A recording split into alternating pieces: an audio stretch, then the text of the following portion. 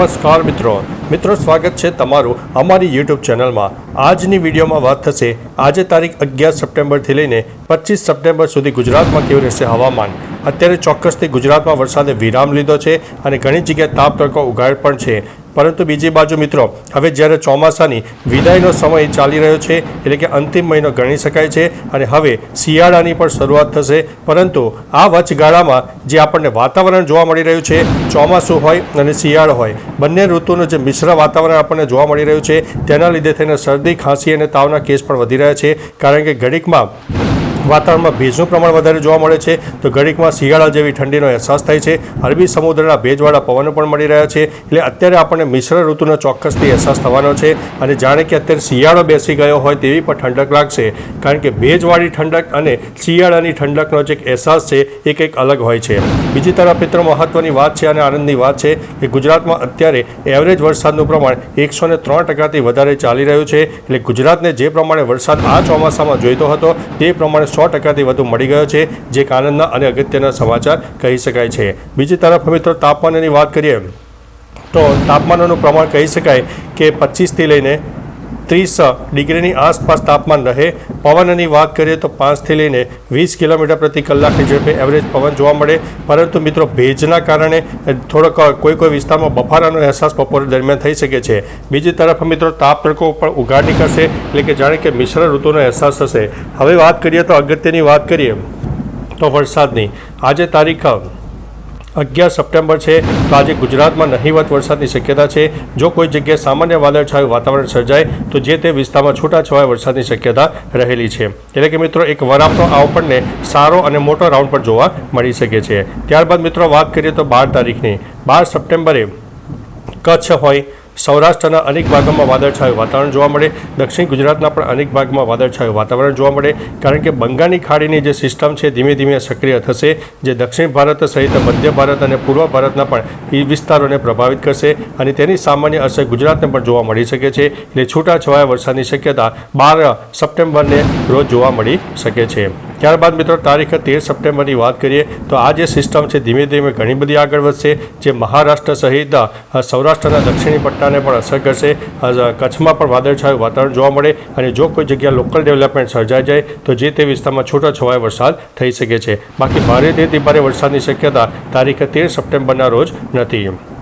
ત્યારબાદ મિત્રો 14 તારીખથી વાતાવરણમાં વધુ ફેરફાર થવાનું ચાલુ થઈ જશે, ખાસ કરીને દક્ષિણ ગુજરાતના અનેક ભાગોમાં 1થી લઈને 2 ઇંચની આસપાસ વરસાદ નોંધાય તેવી શક્યતા છે, કારણ કે જે દક્ષિણ ભારતમાં સર્જાયેલી સિસ્ટમ છે એ મહારાષ્ટ્રના મોટાભાગના વિસ્તારોને આવરી લેશે અને તેની અસરના લીધે થઈને દક્ષિણ ગુજરાત અને સૌરાષ્ટ્રના દક્ષિણી પટ્ટામાં આવનારા દિવસોમાં વરસાદની શક્યતા રહે છે, જેમાં ખાસ કરીને તારીખ 14, 15 અને 16ની આસપાસ મહારાષ્ટ્ર સહિત ગુજરાતના પણ દક્ષિણી પટ્ટામાં વરસાદની શક્યતા રહે છે।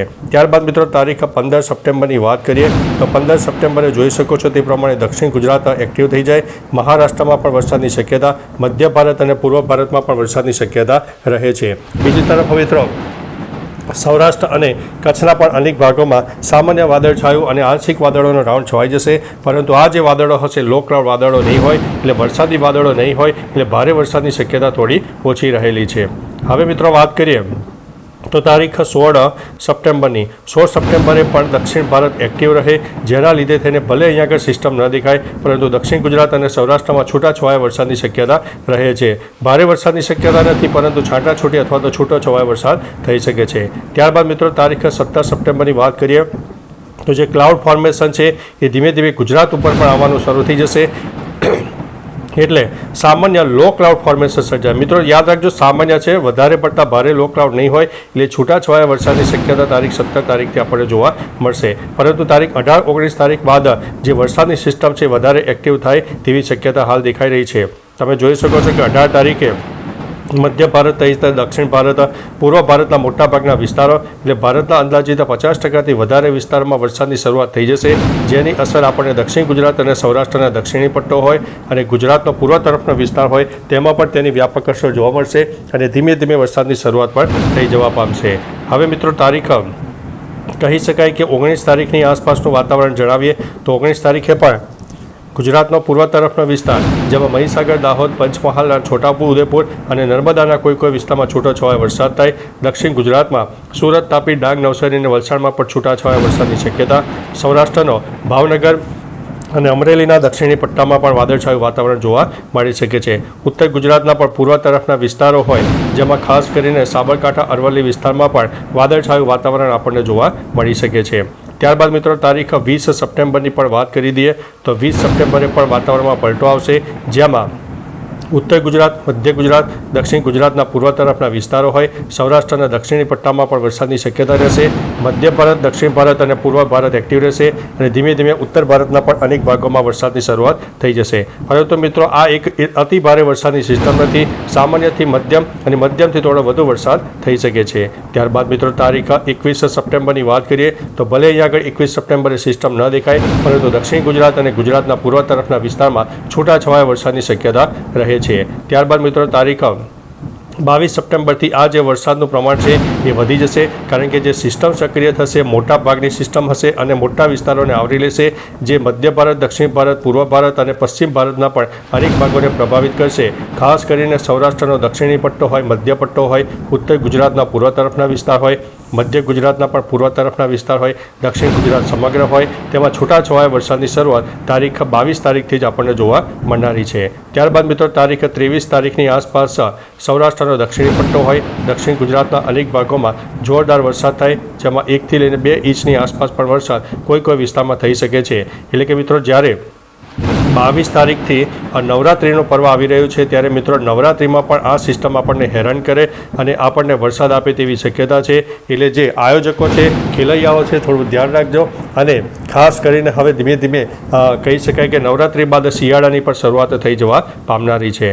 ત્યારબાદ મિત્રો તારીખ 24 સપ્ટેમ્બરની વાત કરીએ તો 24 સપ્ટેમ્બરે પણ દક્ષિણ ગુજરાત હોય, સૌરાષ્ટ્રનો દક્ષિણી પટ્ટો હોય, ગુજરાતના પૂર્વ તરફના વિસ્તારમાં છૂટાછવાયા વરસાદની શક્યતા રહેલી છે. ત્યારબાદ મિત્રો અંતે તારીખ 25 સપ્ટેમ્બરની વાત કરીએ તો 25 સપ્ટેમ્બરે સમગ્ર ઉત્તર ગુજરાત, મધ્ય ગુજરાત, દક્ષિણ ગુજરાત અને સૌરાષ્ટ્રના 50થી લઈને 80% વિસ્તારમાં લો ક્લાઉડ ફોર્મેશન સર્જાશે અને કોઈ વિસ્તારમાં 1 અથવા તો 1.5 ઇંચ સુધીના વરસાદ આપણને જોવા મળી શકે છે. એકંદરે મિત્રો ટૂંકોને ટચ નવરાત્રિના તહેવારોમાં પણ તમે જોઈ શકો છો તે પ્રમાણે વરસાદની સિસ્ટમ જોરદાર સક્રિય થવા જઈ રહી છે, જે નવરાત્રિના દિવસોમાં પણ આપણને હેરાન કરે તેવી શક્યતા છે. ઈશ્વરને પ્રાર્થના કરીએ કે મા જગદંબાના જ્યારે નવલા નોરતા આવી રહ્યા છે ત્યારે આ વરસાદ વધારે પડતું વિઘ્ન ઊભું ન કરે તેવું આપણે કુદરતને પ્રાર્થના કરીએ. બાકી મિત્રો તમારા વિસ્તારમાં વરસાદનું પ્રમાણ કેવું છે? તાપ, તડકો, ઉઘાડ હોય, શિયાળાની શરૂઆત થઈ ગઈ હોય એવું લાગતું હોય, ઠંડીનું પ્રમાણ વધારે લાગતું હોય તો નીચે કમેન્ટમાં તમારા વિસ્તારો સાથે માહિતી આપજો. તો ચાલો મિત્રો ફરીથી દેશ અને દુનિયાના તાજા સમાચાર અને વરસાદની નવી આગાહી લઈને મળતા રહીશો. ત્યાં સુધી અમને રજા આપશો. નમસ્તે.